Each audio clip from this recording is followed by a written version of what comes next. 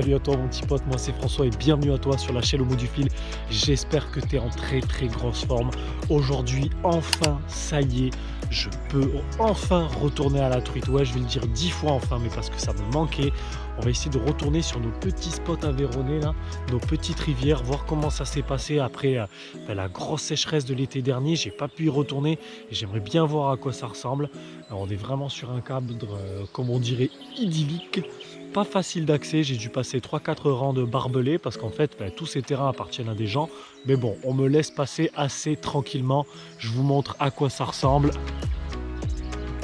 Voilà, c'est magnifique. Il n'y a pas un pélo ici. Dites-vous ici, je capte ni internet, ni téléphone, ni rien.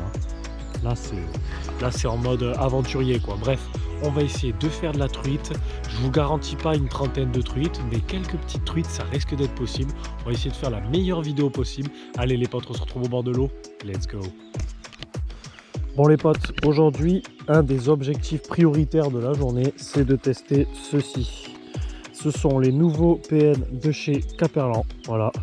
On va les tester dans des petits milieux comme ça, dans des milieux relativement difficile. On va voir ce que ça vaut. Je pense que la meilleure façon de tester ces trucs, c'est de les tester là-bas sur la rivière. C'est la meilleure façon.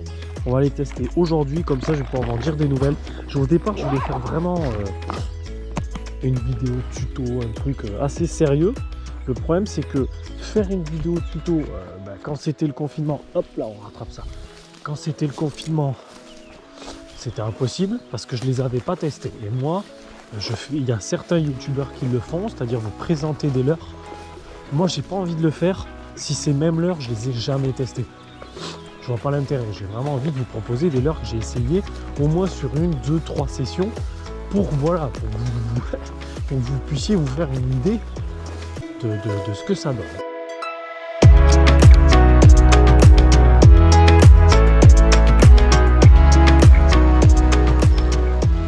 J'essaie en fait de pêcher contre l'arbre parce que c'est là où le courant passe et dans les racines souvent il y a des truites. Souvent c'est des petits modèles, hein. C'est des très petits modèles de truites mais très vigoureux, très vivace comme poisson, très énergique.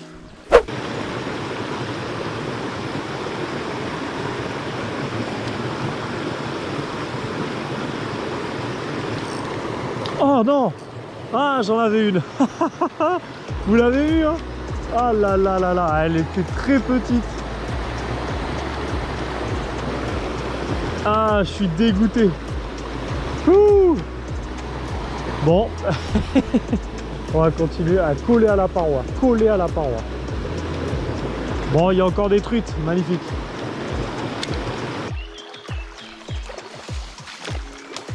Je sais pas si vous le voyez là.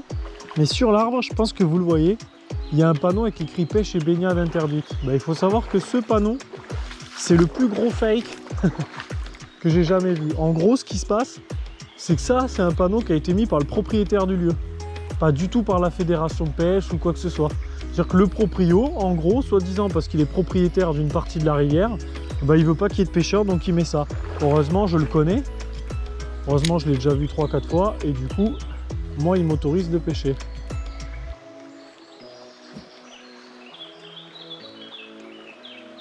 En fait il fait ça parce que comme ça il a les truites pour lui, hein, il me l'a dit, hein. Il a pas... À partir du moment où moi il c'est pas un panneau de la fédé, je lui avais dit la première fois que je l'ai croisé ce mec, je lui ai dit attends, ça c'est pas un panneau de la fédé, non moi vous m'interdisez pas de pêcher.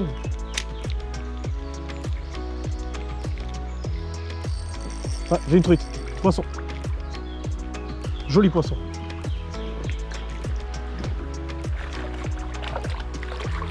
Voilà, yes. Petite truite les copains, enfin. Ah. Dans les rapides, ouh, j'étais en train de vous parler en plus. Magnifique poisson, allez, on la pose dans l'eau. On va essayer de la décrocher délicatement. Ça filme, magnifique. Allez, on va se mouiller les mains. Allez les copains, je vous montre la belle rapidement. Ça filme, voilà, un beau petit poisson. Allez, on va la release de suite. Je suis encore un peu embourbé dans mon fil, mais c'est pas grave. Allez mon bébé, Repars. Voilà. Salut, elle est là-bas. Yes, les potes, première truite. Ah, ça fait vraiment plaisir. Allez, on continue.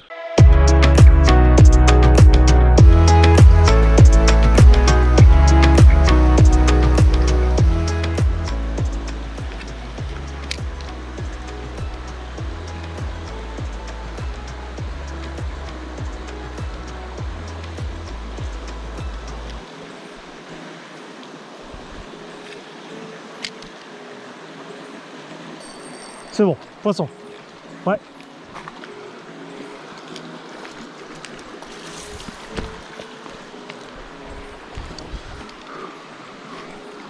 Poisson.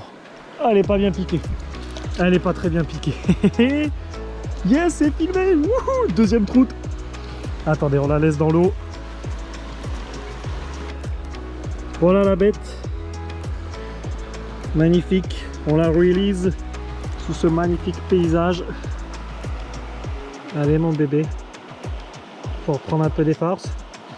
T'as livré un joli petit combat. Voilà, regarde. Super. Regardez-moi ça. Si c'est pas ça le paradis, je sais pas ce que c'est les potes. Je savais. On a un milieu bien large avec une grande étendue d'eau, une cascade juste là. Forcément, les alluvions, les insectes, tout arrive par là.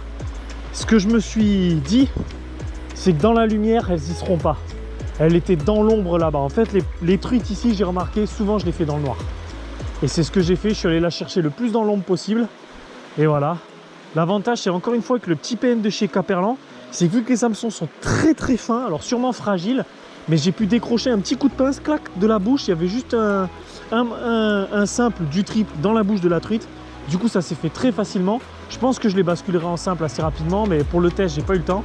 Bref, deuxième truite, on continue.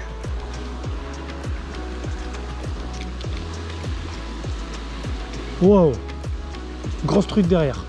Grosse truite derrière. Je pense pas qu'elle m'ait vu. Ouais. Donc l'objectif, on va le faire tomber là et le faire passer devant.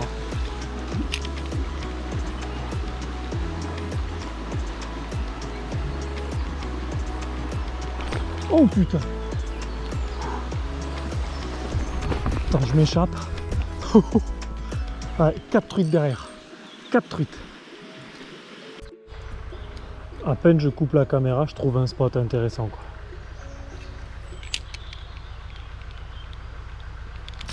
Ah oh, petite truite, je l'ai décroché. Voilà. Ah, putain. On va voir.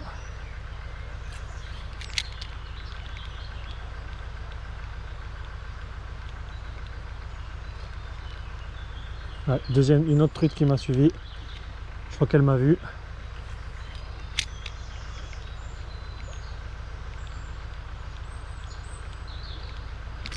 C'est bon. Poisson. Non! Ah, le temps de sortir l'épuisette. Ah!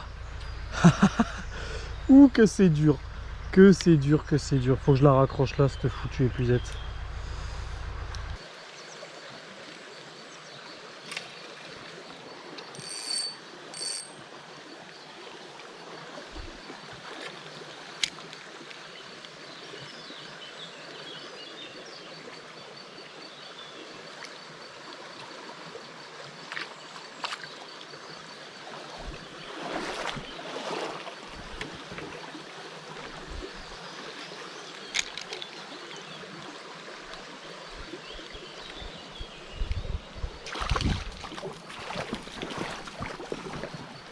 Hop là, truite. Oh, je l'ai pêché un peu à l'arrache, désolé. Mais alors celle-là, je voulais pas la rater. Yes, petite truite. Oh la vache, je l'ai pêché comme un salaud. Ah, je suis désolé. Ah, ça filme, super. Ah bah, elle s'est décrochée, superbe. Regardez-moi ça, les copains. Petite truite, magnifique. Petite truite aveyronnaise. Voilà, on va la prendre en photo très rapidement. On va la foutre dans l'eau, voilà. Ah! Allez bébé, repars voir tes copains. Voilà. Hop, elle est repartie direct là-bas. Je peux dire qu'elle sait où elle habite, elle. Ah, super, encore avec le petit PN Caperlan. Je vous ferai une petite synthèse à la fin de la vidéo pour vous expliquer les points positifs et les points négatifs de ce petit Caperlan, parce qu'il y a des points négatifs certains, mais qui vraiment n'empêchent pas d'acheter le leur. Franchement, je vais même carrément, je pense, vous conseiller de les acheter. Bon les petits potos, vidéo terminée. C'était une session sympa quand même, ça fait vraiment du bien de retourner à la truite.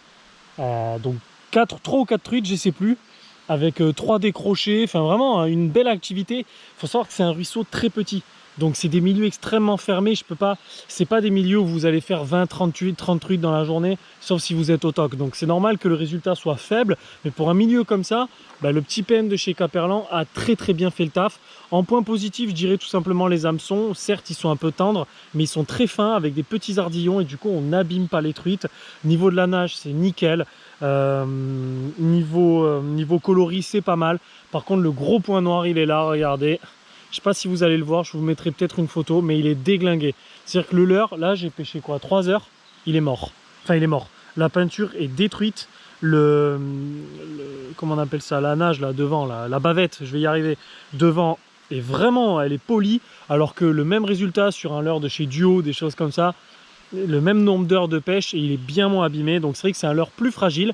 Après voilà, vous avez vu la différence de prix, je pense qu'elle s'explique là, mais bon, ça reste quand même un très bon leurre pour quelqu'un qui veut commencer la truite. Ça reste un leurre excellent. J'ai utilisé le deuxième là, celui-là j'ai eu de moins bons résultats, mais bon après c'est le coloris.